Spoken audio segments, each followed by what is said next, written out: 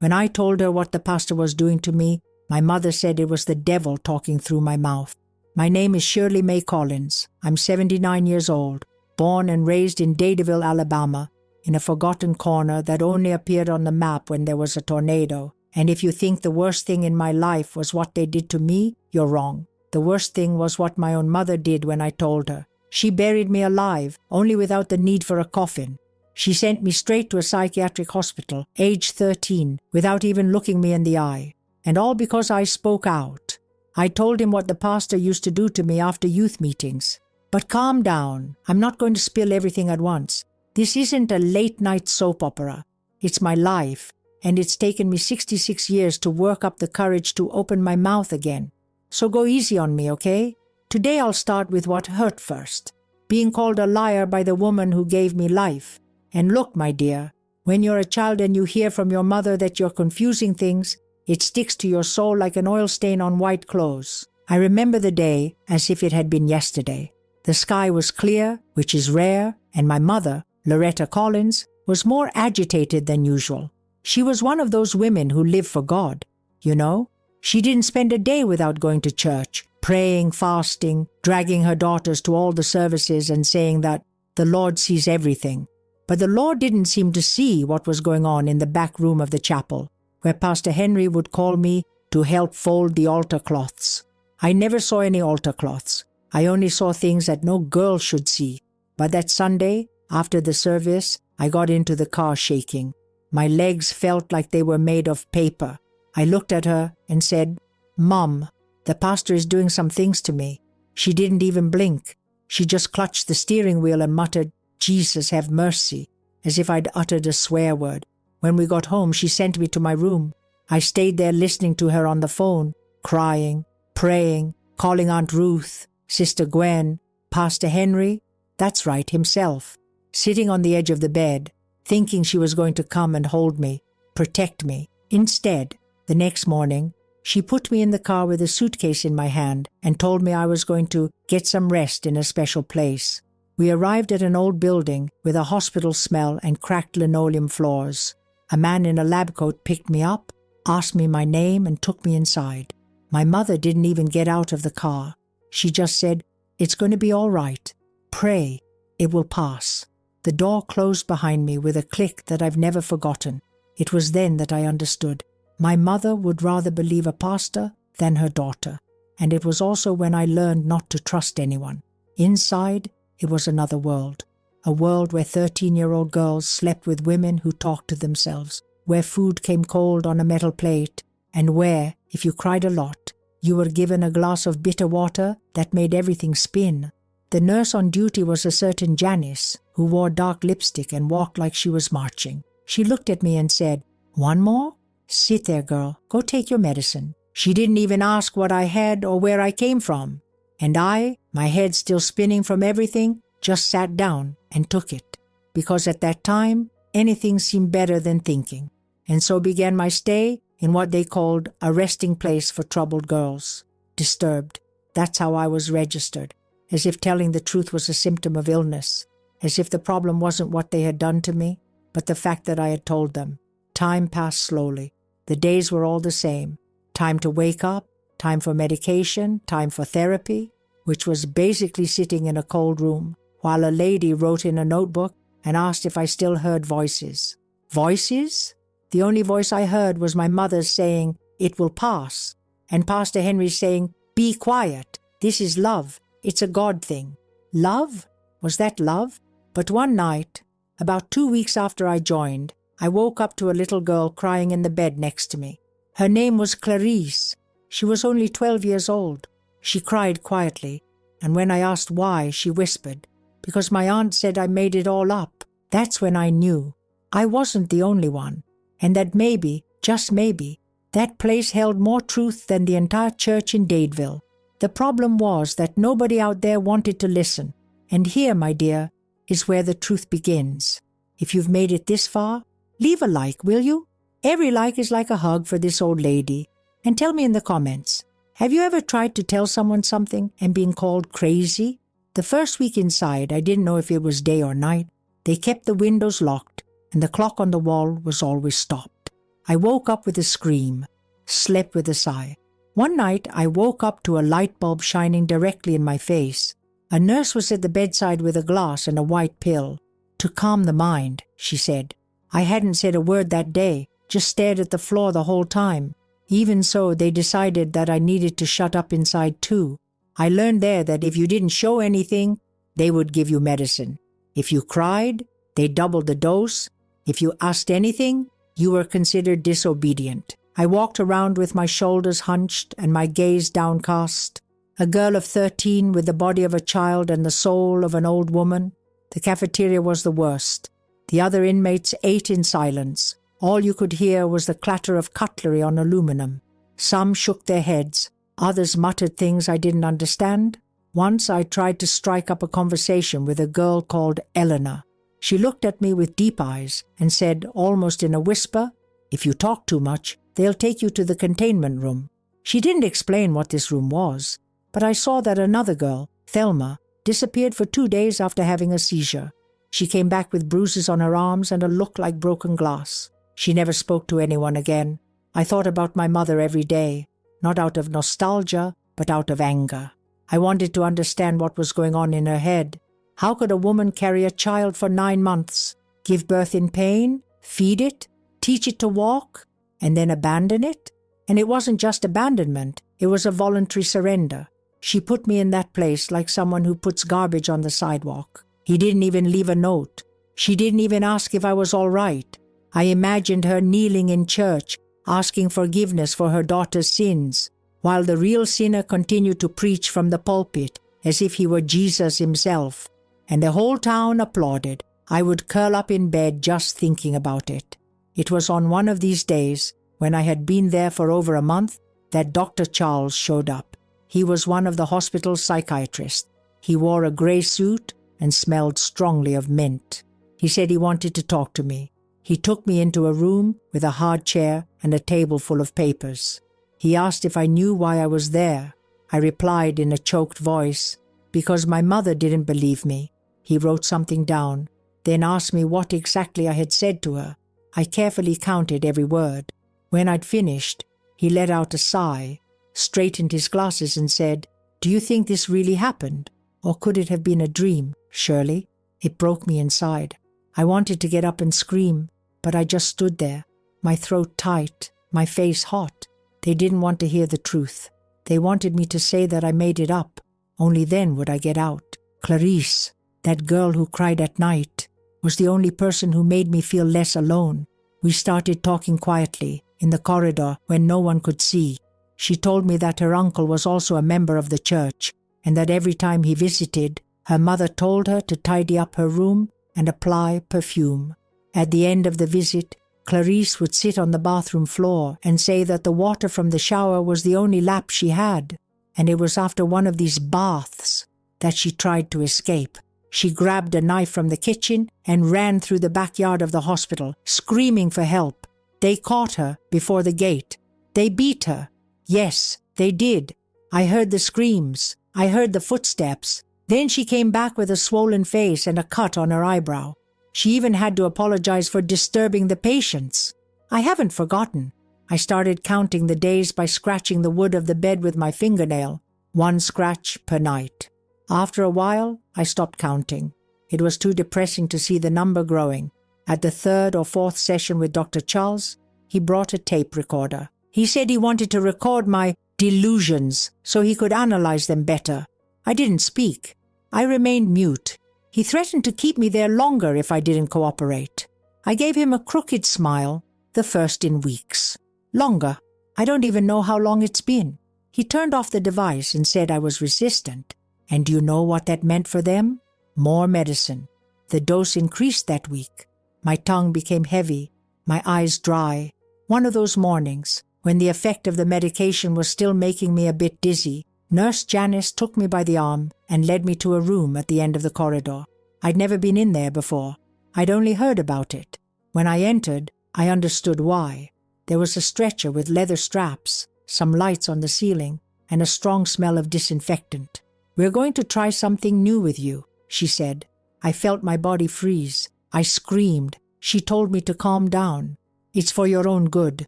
I already knew that expression. It was the same one my mother used when she left me there.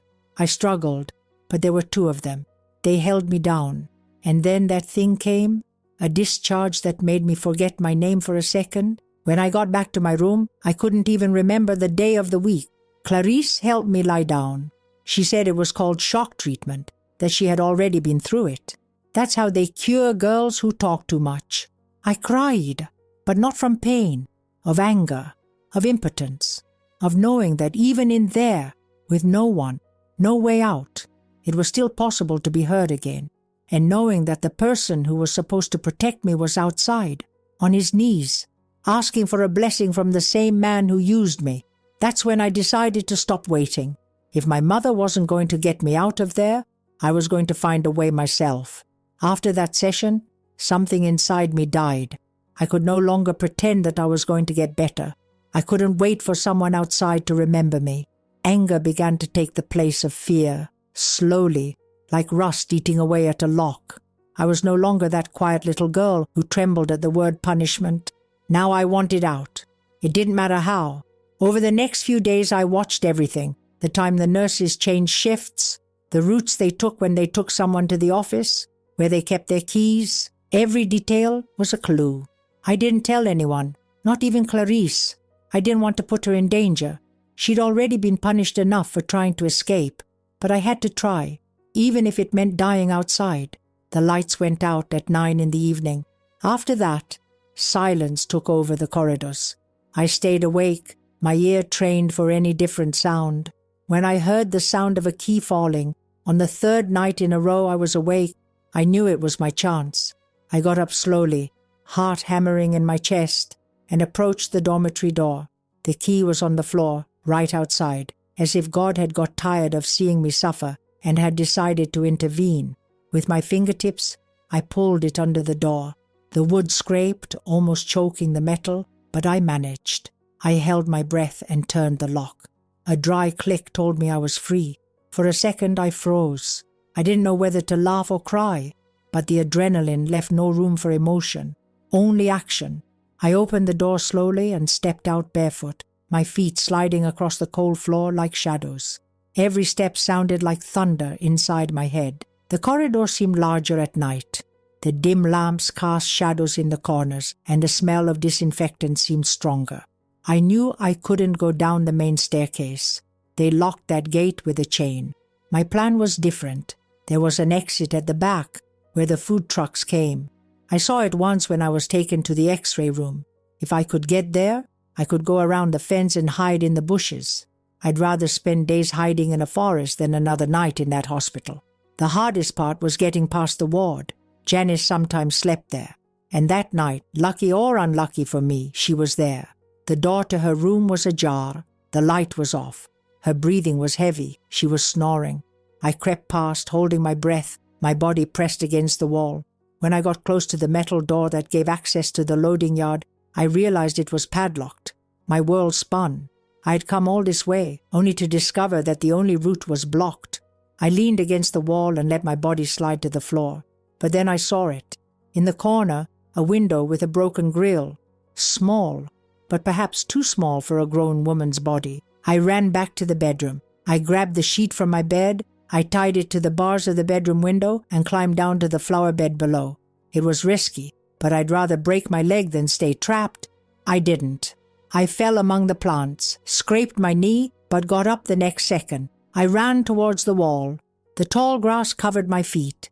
I heard a dog barking in the distance. Behind me, the hospital looked like a sleeping prison. But I didn't get far. 2 men grabbed me near the fence. Security guards. They had been warned. Janice must have heard something.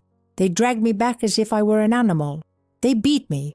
Nothing much, you know, just to remind me of my place. Only this time they took me straight to this containment room. It was worse than anything I'd imagined. A cubicle with a thin mattress on the floor and padded walls. They locked the door. Everything was dark. I lost track of time in there. I think I spent 2 days, maybe longer. When they took me out, Dr. Charles was waiting for me.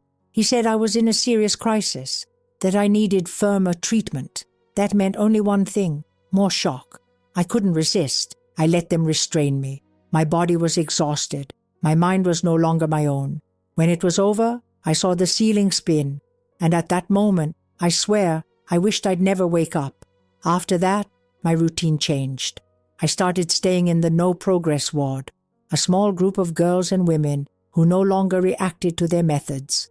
They fed us like a sick chicken, and they no longer even asked if we were getting better. One day, a new, very young assistant called Emily brought me my plate. She stopped, looked me right in the eye and said quietly, "What are you doing here?" It took me by surprise. It had been months since anyone had looked at me as if I were human. Emily came back a few more times. Whenever she could, she struck up a conversation. She told me about her little brother, about nursing school. I just listened. One day, she handed me a hidden notebook. She said, "Write everything down, even if no one reads it. It's yours." And I did. I told her everything I remembered. The sessions, the pastor's words, my mother's words. Each letter was a punch I'd been holding in for years, and it was there, writing in the dark, that I began to come back to myself. I'm not going to lie, it still hurt. It hurt as if a thorn had been driven into my soul. But for the first time, I had my story in my hand, and that gave me the strength to go on, because my goodness, when you're forgotten by everyone, the only voice left is your own, and I was tired of being silenced. I started writing in my notebook with fear, writing very small, folding the pages, hiding them under my mattress, rolling them up in my pants as if those words were dynamite. And they were. Each sentence was a buried memory. Every detail I relived reminded me of how much they had already taken from me, but at the same time, it was as if a piece of my soul had returned to my body. The pain was strong, but it came with something I'd forgotten. Control. Emily kept visiting me, always carefully, always quietly. She never asked anything directly, but left clues, signs that she understood more than she was saying. One day she dropped a sharpened pencil on my pillow. "To write better," she said. It was a small gesture, but in that place, any act of kindness seemed like a miracle. And I clung to it like someone clinging to a plank in the middle of the sea. One night, I wrote until my hand hurt. I didn't want to stop. I began to describe the pastor's face, the smell of his suit, the soft voice he used to disguise his poison. I spoke of the words he said when he called me chosen, the hands that passed too slowly over my shoulder, the way he closed the door and said it was our moment with God. I remembered everything.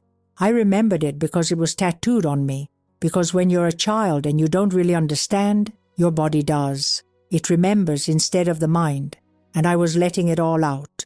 Every line of that little notebook was like vomiting old poison, and yet it was only the beginning. One late afternoon, Emily came into my ward with a more tense face than usual. She stood in the doorway, looking at me, then said quietly that she might be transferred to another unit. I almost fell backwards.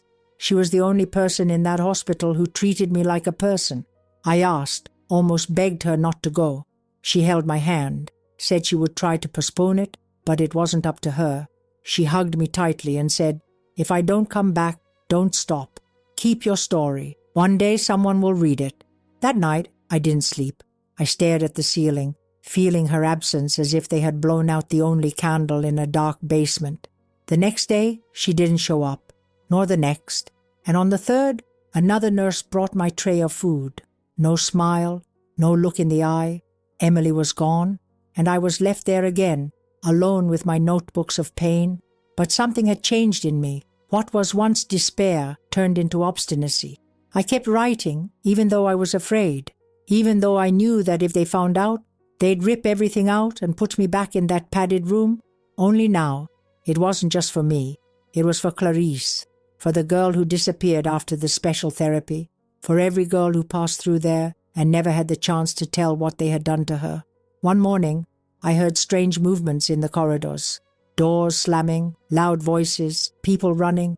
I thought it was another patient's crisis. But then they called my name. They told me to get ready, that there was a visitor. A visitor.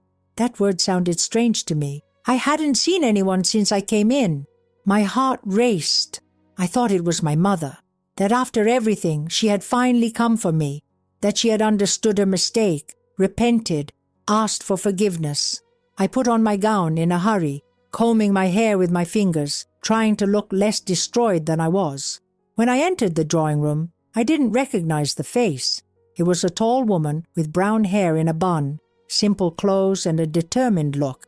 She introduced herself as a social worker sent by the state to review some old juvenile detention cases. She said her name was Susan Miller. She had received complaints about the hospital, and that she needed to hear my side of the story.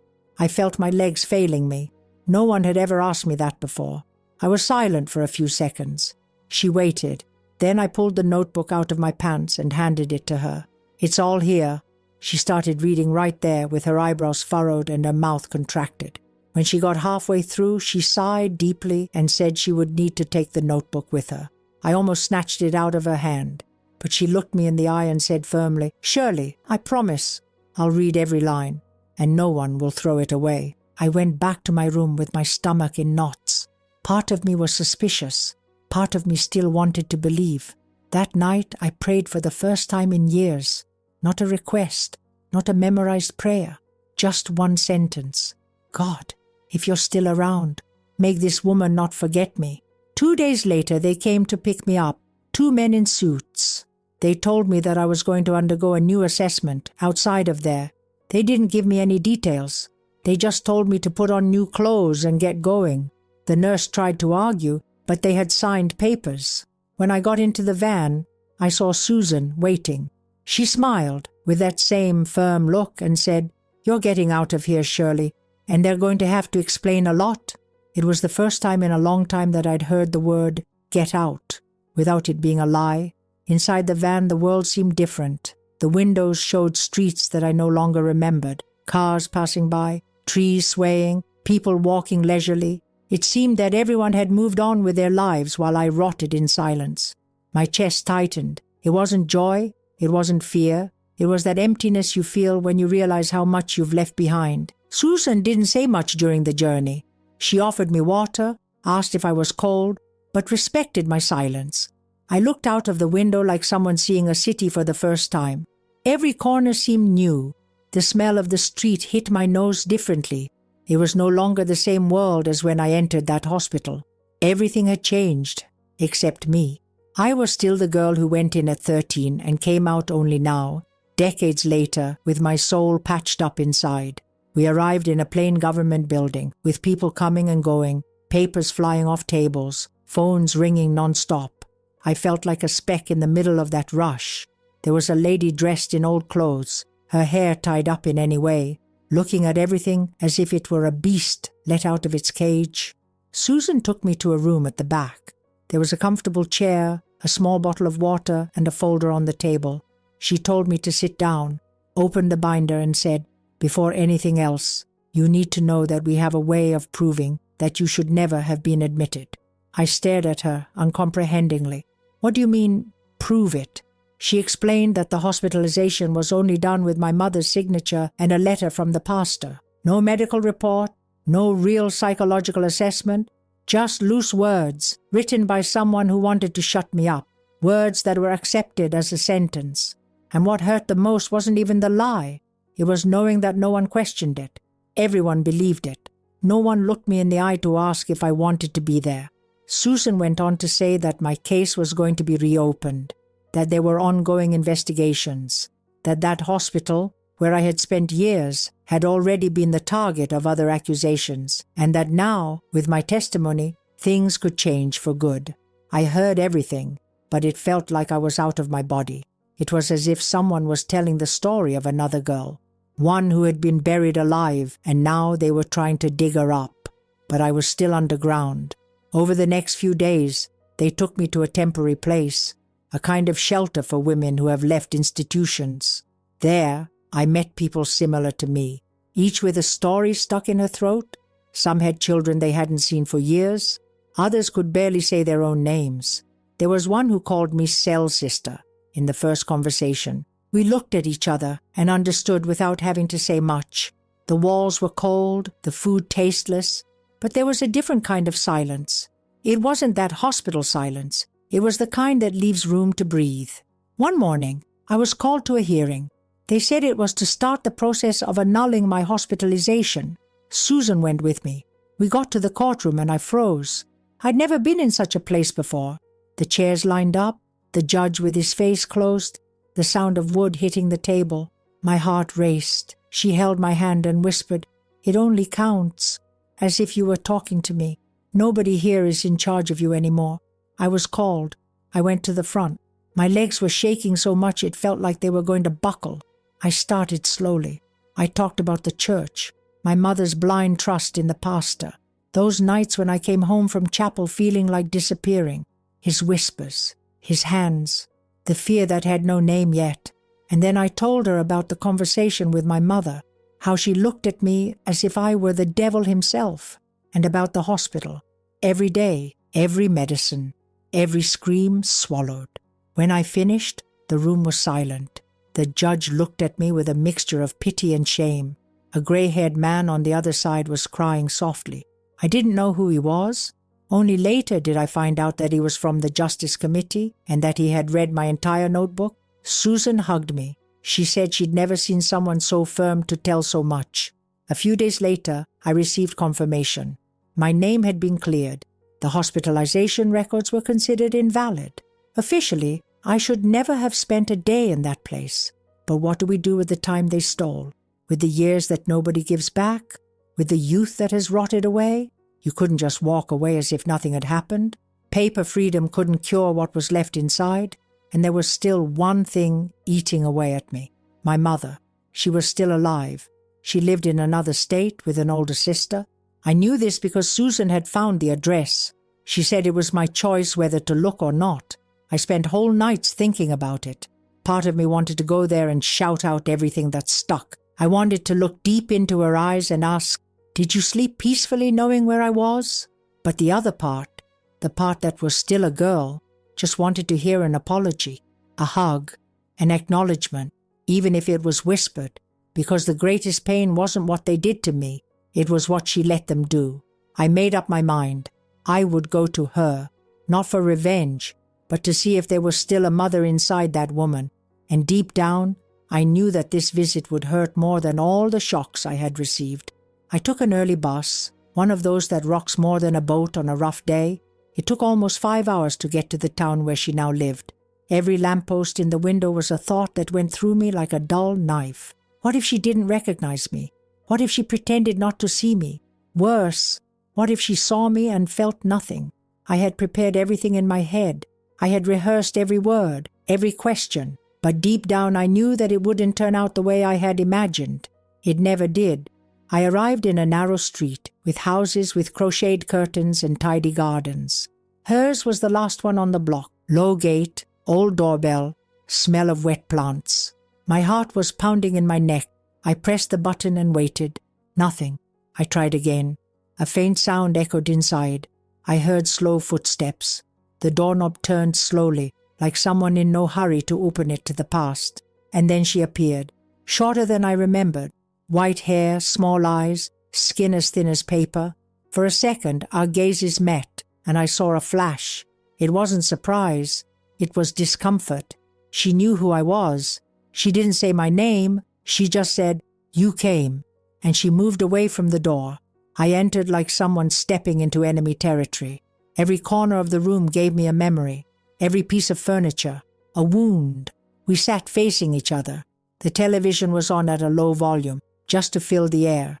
She straightened her dress, folded her hands in her lap. "Would you like some coffee?" I said, "No." I didn't come for a Sunday visit. I came to settle accounts. I took a deep breath and began.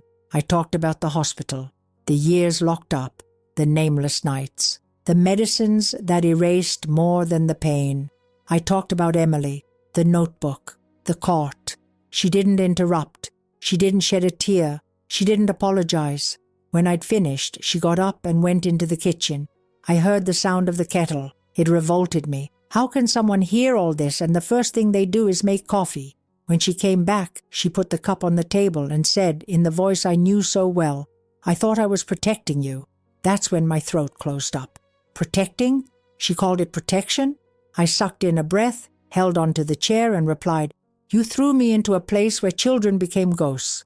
where girls disappeared and no one asked why. Is that protection? She shivered slightly. I was afraid. Of course. Fear. Always fear. Afraid of what they would say. Afraid of facing the pastor. Fear of dirtying the family name. And I paid the price. Her fear became my punishment. I asked her if she knew. She confirmed it. I suspected. But I thought it was all in your head. You've always been very imaginative. I almost stood up from my chair. Imagination? Everything they'd done to me, she summed up in one adjective. As if it were a child's story. As if the pain had an end time. As if memories could be erased with a prayer. She tried to explain herself. She said she trusted the pastor, that he was a family friend, that she never thought he could do it. I looked at her, and all I could say was, I was 13. And there, in that moment, I saw it. She lowered her eyes. For the first time since I came in, she didn't look back at me, and that silence said more than any apology. I stood up. I said I didn't want to hear any more, that she couldn't give me what I needed, that forgiveness doesn't come when the wound is still bleeding. Before she left, she asked, Are you going to tell everyone? I laughed, a bitter, dry laugh. I replied that I was already telling, that now the world would hear, that even if no one wanted it, even if they covered their ears, the story would come out, because it was no longer mine alone. Outside, the sun was beating down. My eyes burned, but not from the light. It was the weight, because even after everything, a part of me still wanted her to have held me, to have cried, to have said, I'm sorry, my child, but she didn't, and maybe she never will. I went back to the shelter quietly. I didn't speak to anyone. I locked myself in my room and opened another notebook.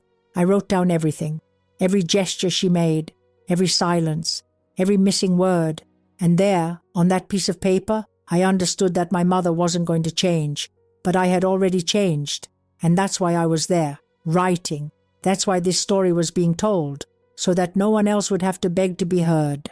After I got back from the meeting with my mother, I couldn't write for 2 days. My body was moving, my thoughts were spinning, but my hand was stuck. It was as if everything had squeezed into a corner of my throat and refused to come out. The words were there, but they didn't want to come out. Until one cloudy afternoon, I sat on the edge of the bed with my notebook on my lap and let the pen run. I didn't plan. I just wrote, without stopping. And when I finished, I realized it wasn't just another outburst. It was a letter, addressed to anyone who had ever tasted the bitterness of abandonment. Susan showed up the next day. She brought a bag with clean clothes, books, and a few notes. There was a letter for me, from a name I didn't know. It was from a woman in rural Georgia. She said that she had read about my testimony in the public court report, and that for some reason that she herself didn't understand, she found herself there. She said that she had also been sent to a boarding school for inappropriate behavior. She spent 2 years being treated like a problem that nobody wanted at home. I read it with my eyes watering. That woman might have had another name, another face, but the pain was the same color. Susan suggested that I authorize the publication of my notebook. She said there were publishers interested, that the denunciations were gaining momentum, that what was a personal could become a collective denunciation. I hesitated. It still hurt to think that everything I had written, so intimate, would be read by strangers. But then I remembered that woman's letter. I remembered Clarice. I remembered the girls I'd seen entering and never leaving the hospital. I took a deep breath and signed it. The following weeks brought interviews, first with local journalists, then from abroad. Some just wanted headlines. Others really listened with respect, and the more I talked, the more similar stories came in. Letters, notes, messages typed by trembling hands, women of all ages, girls who were now ladies, all with similar scars. It was like opening a giant wound in the country, a wound that many people knew existed but pretended was just a small bruise. A radio program invited me to participate live. It was the kind of thing I'd never imagined doing, but I did. I sat in front of the microphone with my voice choked up. When it started, I thought I wouldn't be able to get a word out, but the announcer was kind. He asked a simple question. What would you say to your 13-year-old self now that you know what you know? And then I spoke. I spoke as if she were there. I said that she wasn't wrong, that she didn't deserve to be silenced, that she was brave for telling, even without support. As I finished, the radio phone started ringing. One call after another. People saying they needed to hear it. People saying, "Thank you." I left the radio station on shaky legs. Not because I was nervous, but because of the weight of it all. The responsibility, the exposure, the awareness that now there was no going back. I had put my face on the world, and now the world would have to deal with everything it had let go. A few days later, I received an unexpected invitation. A university wanted me to take part in a lecture on institutional negligence and human rights. I was shocked. Me, Shirley May Collins, talking to students? But Susan insisted. She said that my story was a case study, that my testimony could change policies. I accepted, even though fear clung to my stomach. On the day of the event, I walked into the auditorium with my head down. When I looked forward, I saw the audience full.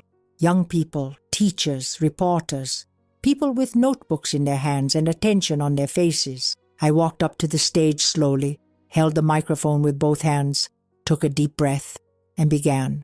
I didn't read anything. I didn't memorize any text. I just spoke, as I am now. I talked about how a girl is torn away from her home by the people she was supposed to protect, how the truth becomes madness in the wrong hands, how faith can be used to hide crime, and how the silence of an entire community can kill more than any shock. When I finished, no one applauded immediately. They were silent, not the silence of the hospital, but the silence of respect. After that came the report. A national network wanted to tell my story. They recorded everything. They went to the abandoned hospital, filmed the empty corridors, interviewed other survivors. They showed extracts from my notebook, my name printed on the screen, my face. For the first time, the forgotten girl was being heard everywhere. The letters kept coming, women saying that they now understood that they weren't crazy, that what they had experienced had a name, that pain is not an invention. I received one from a young girl in her 20s, saying that thanks to my story, she had decided to denounce her grandfather. I read it with my eyes burning, because I realized that even after everything, I could still do something good with what I had left. But with the light came the shadow. Not everyone was happy. I received threats, anonymous letters saying I was making it all up, that I wanted to appear, that I should be ashamed of myself. Even people from my town wrote saying that I should leave the past alone. But I didn't back down. I'd already spent too long keeping quiet. Now that my voice was out, no one was going to arrest me. In the week following the national report, names began to emerge that I no longer even remembered existed. People from my childhood, old neighbors. A woman who studied with me for 2 months swore she remembered my too sad for a girl look. I was startled by the number of people who suddenly wanted to meet me, but one letter in particular floored me. The envelope was simple, the sender all too familiar. Clarice, that little girl with the big eyes who cried softly in the bed next to mine, the one who once told me, in a whisper, that her aunt told her to apply perfume before visiting. I read her name, and my hands started shaking. The past came rushing back, the muffled sound of her crying, the smell of the closed windows, the image of her being taken away by 2 nurses after screaming for help. It stuck with me for years. I always wondered what had happened to her, if she had gotten out, if she had survived. And now, there, the answer came in shaky handwriting and on a carefully folded piece of paper. Clarice said that she had seen my story in a local newspaper. She recognized my name and was sure it was me. She said that she left the hospital 2 years after me, taken by a social worker who was also suspicious of the conditions there. She said that her aunt never looked for her again. She went through several homes, one worse than the other, until she managed to escape and support herself. She wrote with anger, with hurt, but also with a hope that I could hardly remember. She wanted to see me. She wanted to look into the face of the only person who had shared that hell with her and say, "We survived." We arranged to meet in a small cafe in a town halfway between where she lived and where I was. On the appointed day, I arrived early. Heart pounding, hands sweating, time seemed to slow down. Every customer who came in made me turn my face away, but it wasn't her. Finally, I saw a woman walk in slowly.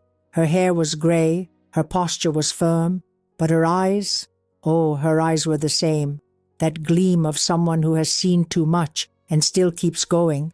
We recognized each other the moment we looked at each other. She smiled and came towards me with a hug, tight, warm, the kind that says everything that words cannot. Neither of us cried, not because we didn't want to, but because that moment was more than pain. It was reconquest. We sat down, ordered coffee, and we started talking. It went on for hours. She told me about the temporary homes, about the abuse that continued after she left hospital, about the difficulty of trusting someone. I told her about the notebook, about Susan, about the trial, about the radio interview. We shared details that only those who had been through it would understand. When I talked about the containment room, she looked at the floor and said she still dreamed about it, that sometimes she woke up feeling trapped, even though she was sleeping in a comfortable bed. But what took me by surprise was what she said afterwards. Clarice had kept a notebook too, a small one, with makeshift covers and yellowed pages. She had been writing in it since she left hospital. Stories, names, dates, drawings, a kind of record so she wouldn't forget. And that day she handed me the notebook and said, "Now it's yours too, because this story isn't just mine." I went home with that notebook on my lap like someone carrying a reliquary.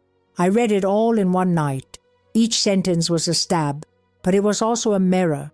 I saw things there that I had lived and forgotten, things she lived and never told, and I realized that together our stories formed something bigger, something that could no longer be ignored. So we decided to write together, a two-sided narrative, two girls, two voices, the same wound. Susan loved the idea. She said the impact would be even greater, that more women could see themselves there. We started working on it little by little. We used to write by hand, then put it on the computer. Each chapter was like opening a wound and sewing it up with thick thread. During the process, Clarice told me something that blew me away. Her aunt, the one who gave her away, was the cousin of the pastor in my town. The same person. They both knew. They both covered up for each other. And for years, while I wondered if I was crazy, they lived their lives as if nothing had happened. It made me hate them so much that I almost tore up the pages we had already written. But Clarice held my hand and said, "That's why we have to keep going, because they're still out there. And so are we." The first version of the manuscript was ready one early fall morning. Clarice had come to sleep in the shelter with me that weekend.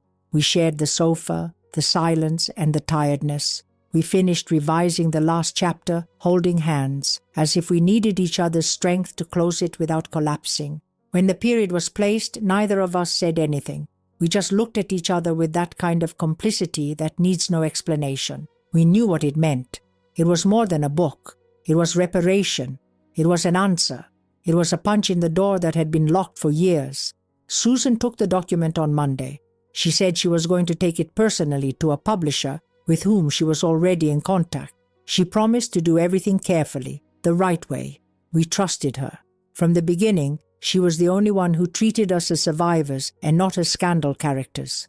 Meanwhile, we went on with our small, clumsy lives, trying to cope with the expectation of seeing our story printed on a piece of paper that the world would touch. But the world, as always, has its own plans. 3 weeks later, the phone at the shelter rang.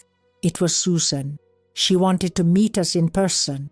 We went to the headquarters of the project where she worked. The room smelled of coffee and haste. She had a restrained smile, but her eyes gave away something bigger.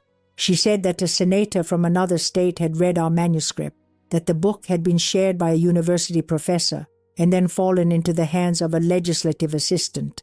And from there, it went straight to the woman's desk. The senator was so moved by the story that she ordered a federal public hearing to discuss cases of forced internment and institutions covered up by religious and family networks.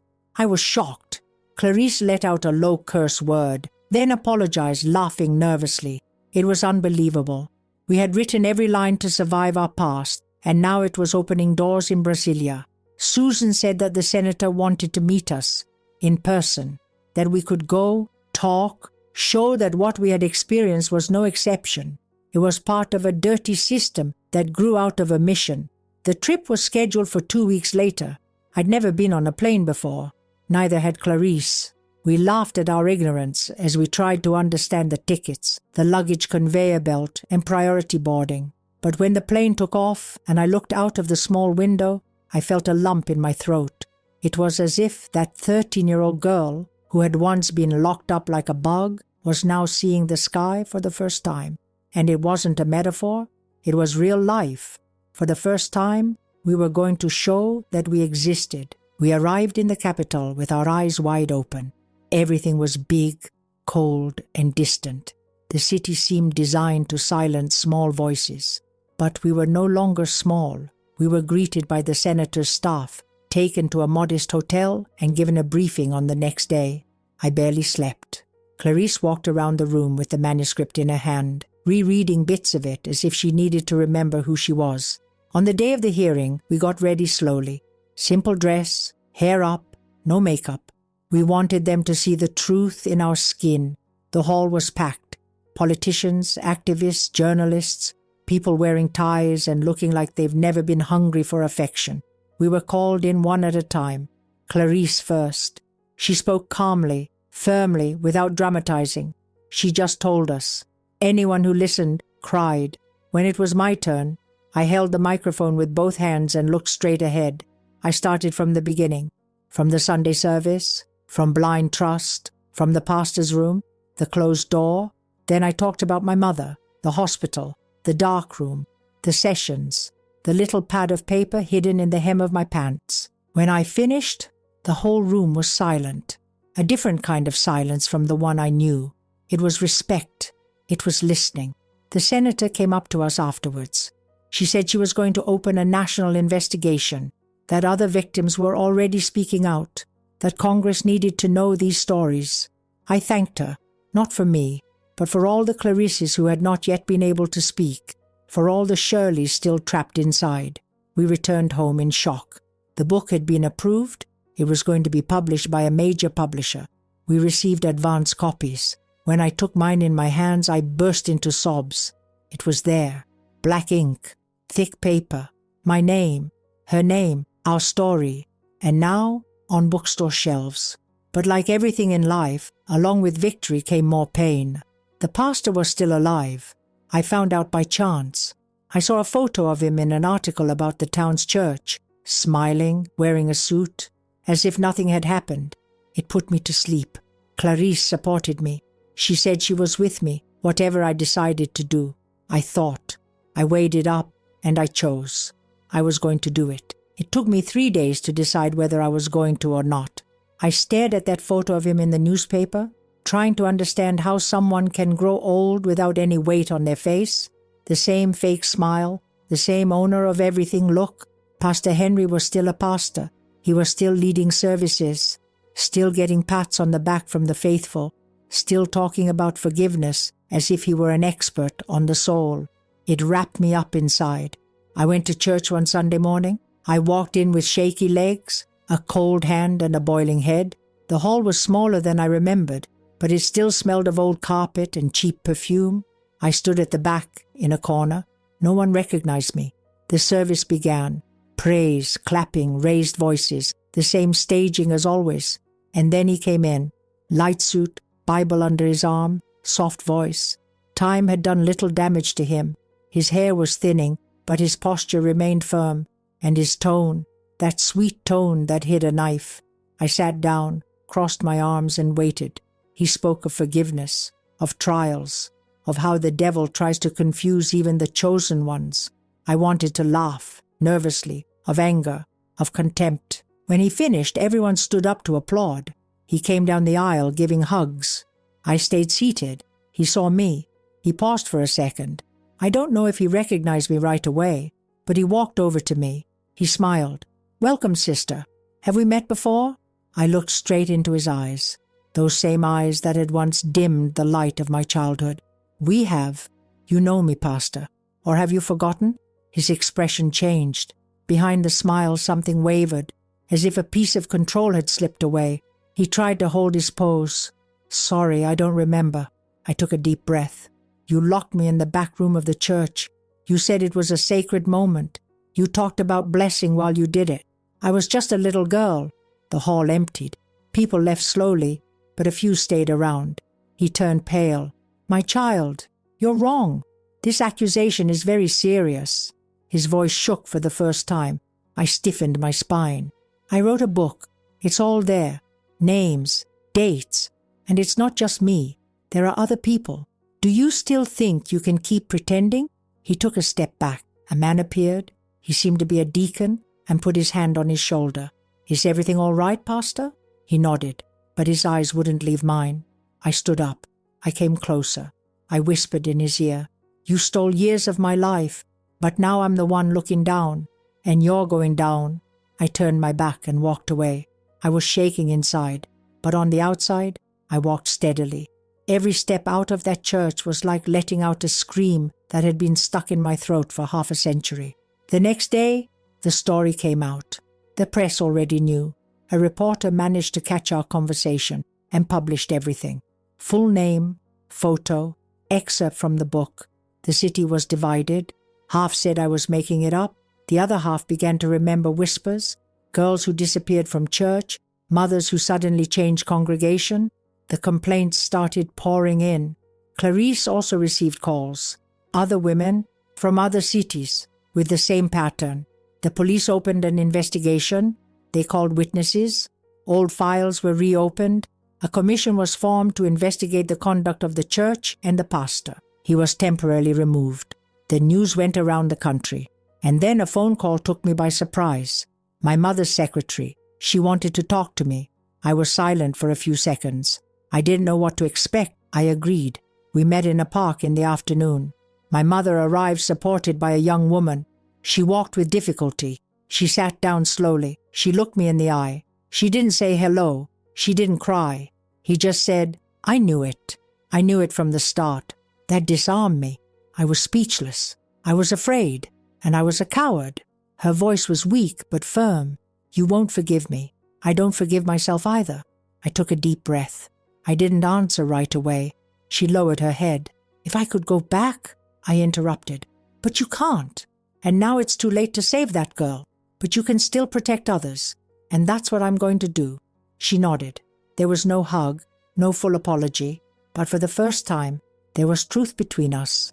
And that perhaps was the most I would ever get from that woman. The trial began on a grey morning, one of those that seemed to match everything we feel inside. The building was large, cold, full of people hurrying around without looking around. I sat in the row reserved for witnesses with Clarice next to me. She shook my hand from time to time as if to say, "I'm here." And that was enough. The lawyers got ready, the judge arrived, and the sound of wood hitting the table silenced everyone. The first victims were called. Women I'd never seen, but who seemed to be part of me. Each one told her story. The details changed, but the pattern was the same. Blind faith, concentrated power, bought silence. The pastor's face remained impassive. He listened to everything as if it wasn't about him, as if he were in a church pew, waiting for the time to give the blessing. It revolted me, but I didn't look away. I had promised myself that this time I wouldn't lower my head. When my name was called, I walked to the center of the room with my legs stiff. I looked at the judge, then at the jury, and finally at him. I said everything, without hesitation, every memory, every word spoken in the dark room, the sound of the door closing, the cold touch of his hand disguised as a holy gesture. I talked about my mother, about the hospital, the nights I wished I wouldn't wake up, the little notebook hidden in the hem of my pants.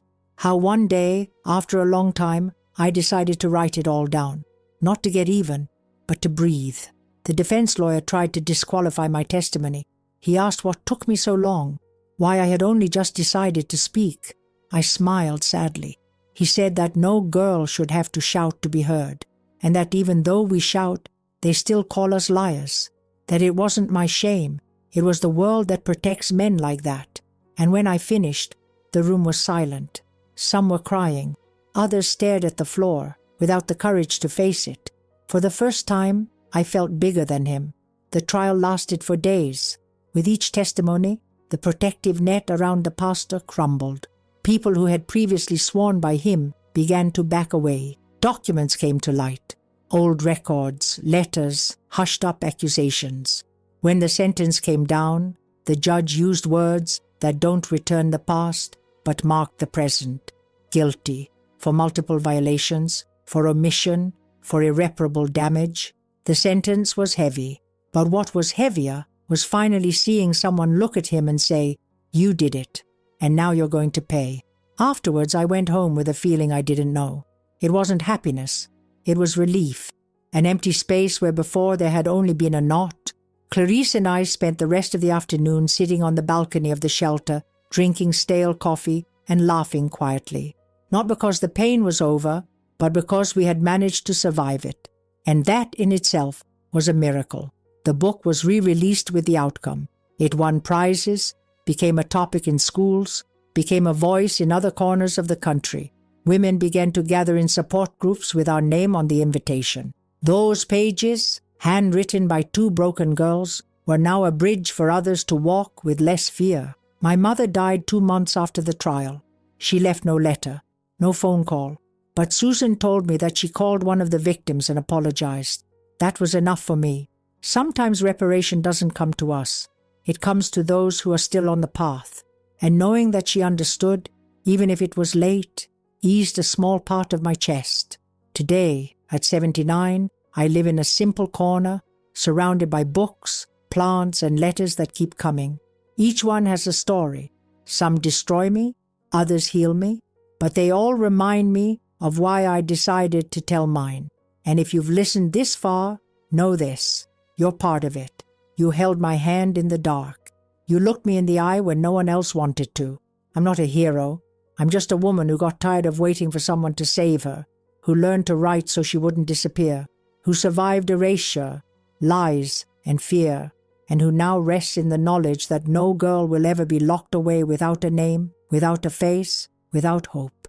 Not while my story continues to be told. If you've made it this far, leave me your life, not for the end, but for everything we've endured so far.